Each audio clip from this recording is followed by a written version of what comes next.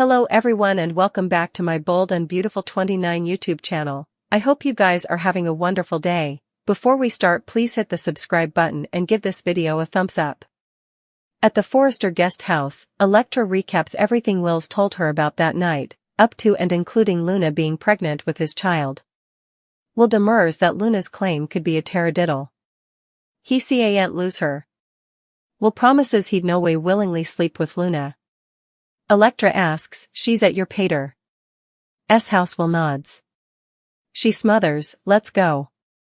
At Bill's place, he and Katie tell Luna to stay put. Smirking, she asks why she'd want to leave the family home. Luna coming attempts to smirch them. Do they not want their grandchild to feel embraced by their family? Bill grunts about a maternity test. She's certain this is Will's baby. The reverse and forth keeps up until Electra walks in with Will. Electra tells Luna she should have left. She could have had a good life, but she had to stay and try to ruin theirs. I promise you'll lament not leaving LA when you had the chance. At Il Giardino, Deacon flips out on Sheila. She knew Luna was alive and kept it from him. She prevaricated to him every single day by keeping quiet. Cleric demands to hear the whole story. Sheila tells him Luna's not only alive, but she's pregnant with Will Spencer's baby. Deacon's eyes nearly pop out of his head. Cleric can't see how this is indeed possible. Will is crazy about Electra Forrester. When he pushes for further information, Sheila's forced to explain that Luna was there in disguise the night of Will's party. Cleric smothers, who the hell did she learn that from? Sheila reports that her granddaughter spiked Will's drinks with high-test alcohol. Deacon realizes it was the bottle he set up behind the bar and absolutely explodes. This place is his livelihood. Is this where she comes to terrify?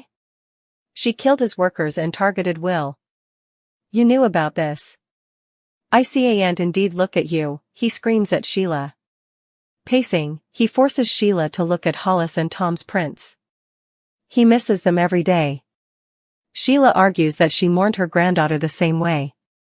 Deacon hisses, that wine belongs in captivity. Sheila aloud. She could help her. Deacon exclaims, help her to what? Will Spencer? Has she learned nothing? Cleric accuses her of designedly deceiving him. She's backsliding.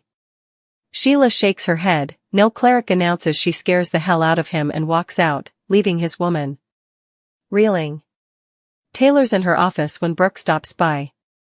The world-renowned psychiatrist isn't exactly thrilled to see her nemesis and tries to get relief of her.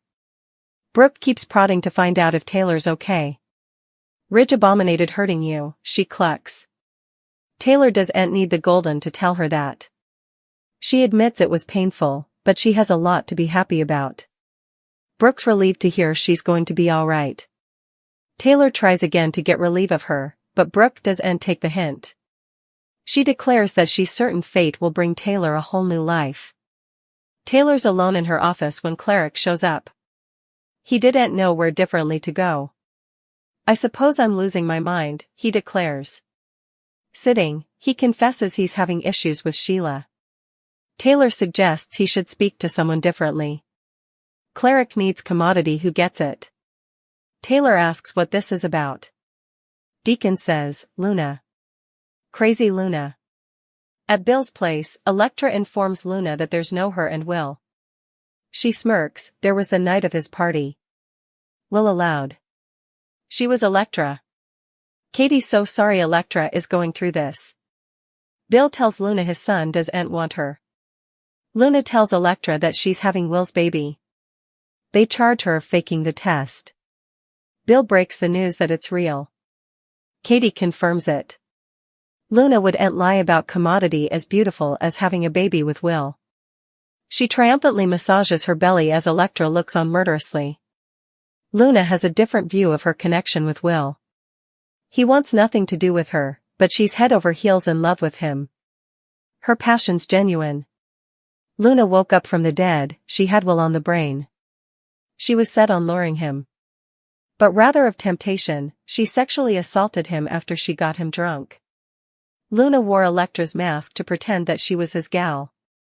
After several weeks and numerous gestation tests, Luna ended up pregnant with Will's child. Bill wants her to get in revocation. But Luna still believes she could eventually have a future with Will, who's repulsed by her conduct. She seems to be living in this one-sided puck tale that started as a temptation plot. Luna really love Will? She claims that she's fallen for him. But she doesn't act like she cares about him. She took advantage of him when he was drunk and vulnerable. Also, she got a burner phone just so she could kill him. Luna has fed on Will ever since she returned from the dead. She must do a better job persuading the observers and Bill that she truly loves Will. In Luna's world, she's convinced that Will is the love of her life. But that night was far from romantic and consensual. However, she should heed Bill's advice and set him free for his sake and reason, if she truly loves Will. Lee hit the nail on the head. Luna is a worse interpretation of her mama, Poppy, who had a partiality for rich men. Perhaps Luna's ulterior motive isn't to stay out of jail, but to get a piece of the Spencer pie. She doesn't love Will. She just loves that he comes from plutocrat. Luna tried to betray Bill, but that didn't work.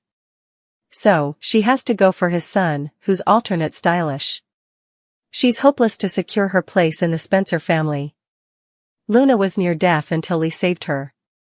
Lee hoped that by giving Luna alternate chance, she could help redeem her granddaughter/bastard. Lee's expedients were dashed when Luna continued her devious jest. Against Lee's wishes, Luna snuck out to Will's party, where she took advantage of him. Now that everyone knows Luna's alive and what she did to Will, she's come public adversary number one.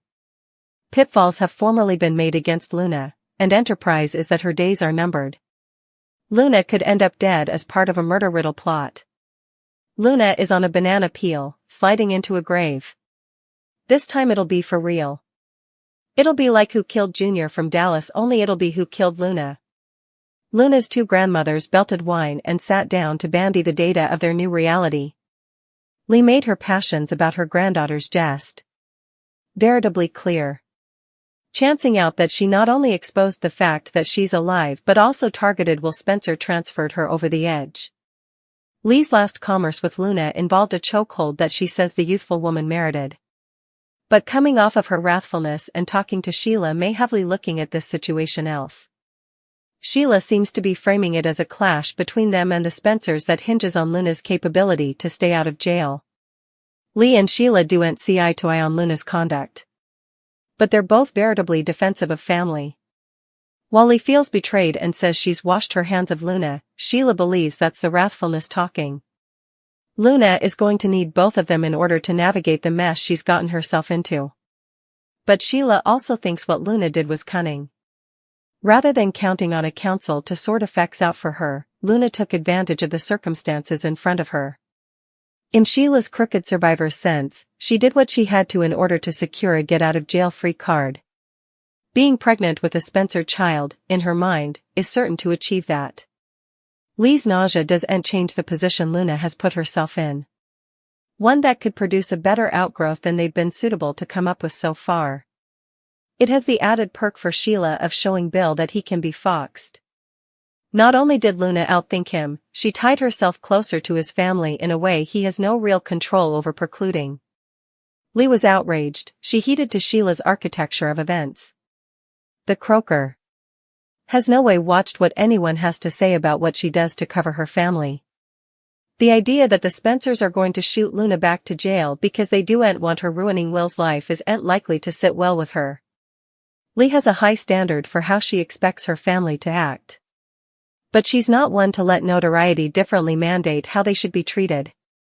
Redoubtable and sharp-tongued, if Lee's back on Luna's side, the Spencers are going to have a hard time doing what they want with Luna. Through her grandmothers, Luna has a support system that won't bow to Bill's vagrancies. They'll fight back if he tries to force her into aborting Will's baby.